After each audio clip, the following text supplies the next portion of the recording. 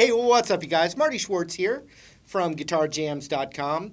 I was going through some messages on Facebook, which I've got a link for down there, and other links for the website and everything. I was going through some questions, and I saw a question about being able to switch. A super beginner being able to get better at switching those first chords that you're learning, and I totally remember what that's like.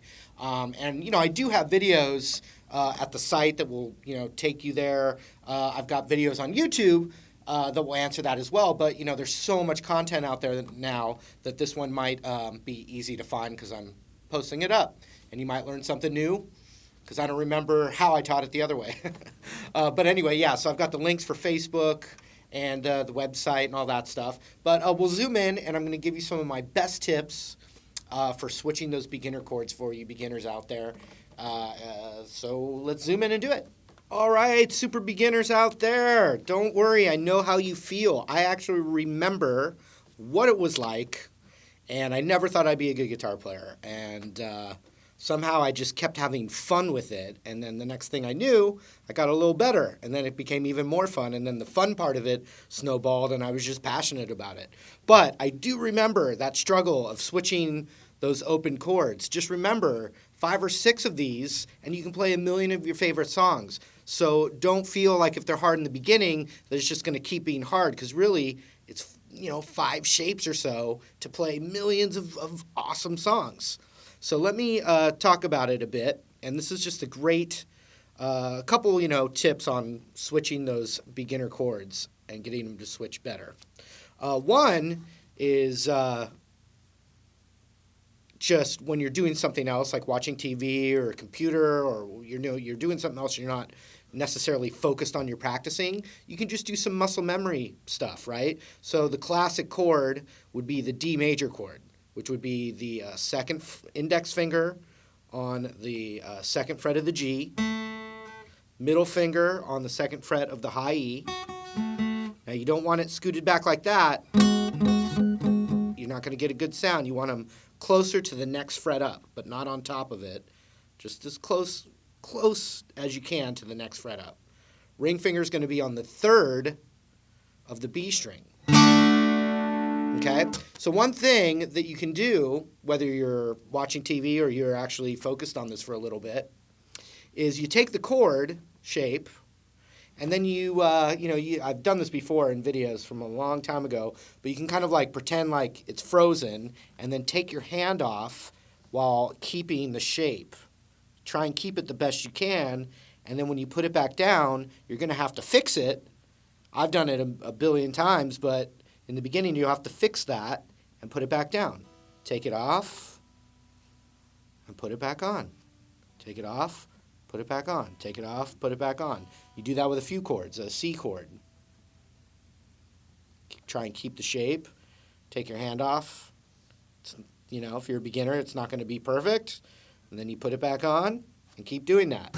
Now, if you're, really a beginner, just do that for like 5 minutes. Don't kill yourself with boredom over it. But these are just little programmings, coding that we'll have to do so we can have fun with it later. Okay, so that's one thing right there.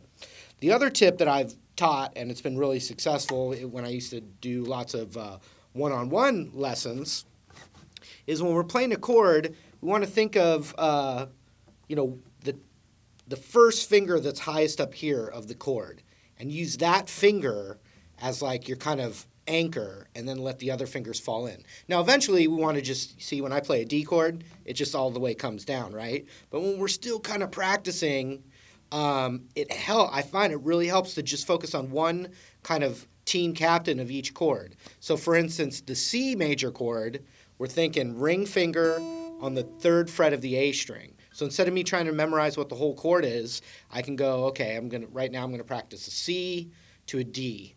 C chord to a D chord, right? So the C, I'm going to use my ring finger right there. That's my first finger that I want to plant down. A lot of people, the C major chord, will plant this one down first, and what happens is, if your hand's out of position, you do this one first, there's a lot of a distance that the rest of your fingers have to go.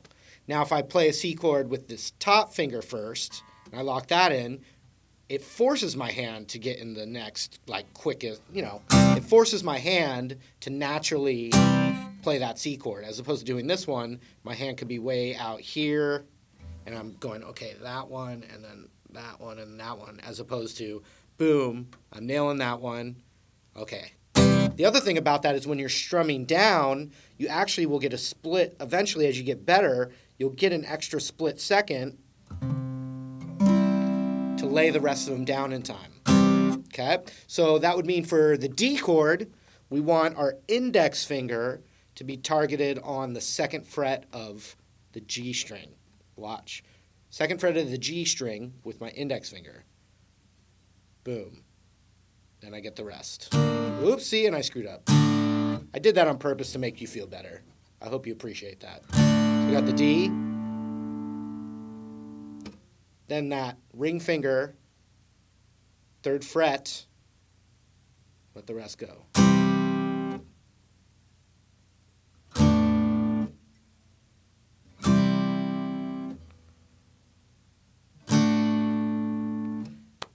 Let's talk about a G chord. It's going to be the middle finger on the third fret of the E string. What's cool about that is actually if I just lay that down and that A string's just even accidentally being muted by my middle finger, I can almost strum the whole guitar and get a G chord. But what we really want is... But the cool thing about that is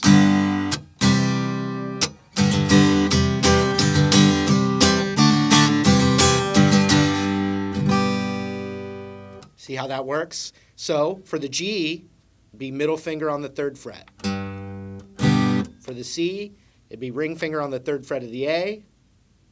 The rest go down. For the D, it'd be index on the second of the G.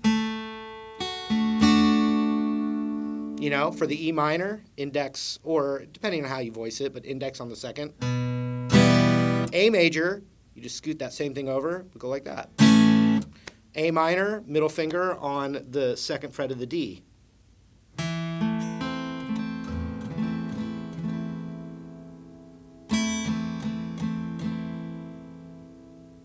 And that's how I recommend you start. Plus, don't forget the muscle memory, where we play a chord, keep the shape, put it back down and fix it.